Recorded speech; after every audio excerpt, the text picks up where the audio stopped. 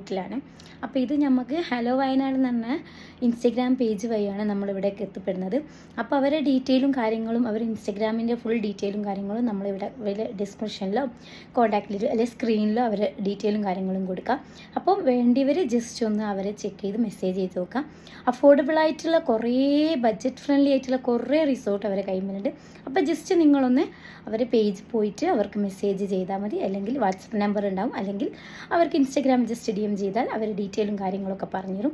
അപ്പോൾ നമുക്ക് ധൈര്യത്തിൽ വരാം. അവർ ഹലോ വയനാടാകുമ്പോൾ നമുക്ക് എന്താ പറയുക, നമ്മളെ രീതിക്ക് അനുസരിച്ചുള്ള ബഡ്ജറ്റിനനുസരിച്ചുള്ള നമ്മളെ ഫാമിലിക്ക് അനുസരിച്ചുള്ള, ഫാമിലി ആയാലും ബാച്ചിലേഴ്സ് ആയാലും കപ്പിൾസ് ആയാലും ഒക്കെ അതിനനുസരിച്ചുള്ള അവർ തരും കേട്ടോ. അപ്പോൾ ഇലിയാസ്ക പൊതുവേ ഈ റിസോർട്ടിനെ പറ്റി നമ്മൾ വന്ന ഈ റിസോർട്ടിന് എന്താണ്? നല്ല റിസോർട്ട്, നല്ല എന്താ പറയാ, സർവീസ് അടിപൊളി, നല്ല സർവീസ്, ഒരു എസ്തെറ്റിക് വൈബ്, നല്ല നല്ല ഫുഡും കാര്യങ്ങളും, നല്ല സ്റ്റാഫ്, നല്ല സ്വഭാവമുള്ള സ്റ്റാഫ്, എല്ലാം കൊണ്ടും നല്ല ഇതന്നെ. നമ്മൾ ഇന്നലെ ഉച്ചയ്ക്ക് അതിനെത്തിയത്. ഇപ്പം ചെക്കിങ് ആവാനൊന്നും ചെക്ക് ഔട്ട് ആവാനൊന്നും അവർ പറഞ്ഞിട്ടൊന്നുമില്ല.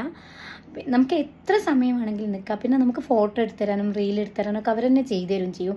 പിന്നെ ഇവിടെ ക്യാമ്പ് ഫയർ ഉണ്ട്, പിന്നെ ചിക്കൻ ചൂടാനുള്ള ഫെസിലിറ്റി ഉണ്ട്, പിന്നെ നല്ല റെസ്റ്റോറൻ്റ് ഉണ്ട്, രാത്രിയത്തെ ഡിന്നർ ഉണ്ട്, രാവിലത്തെ ബ്രേക്ക്ഫാസ്റ്റ് ഉണ്ട്, പിന്നെ എന്താ പറയുക അടുത്തൊരു അടിപൊളി വ്യൂ പോയിൻ്റ് ഉണ്ട്. അപ്പോൾ ഇതിനെപ്പറ്റിയൊക്കെ ഞാനൊരു ഡീറ്റെയിൽ ആയിട്ട് വീഡിയോ യൂട്യൂബ് ചാനലിടും. അപ്പോൾ നിങ്ങളെ പോയി കണ്ടാൽ മതി.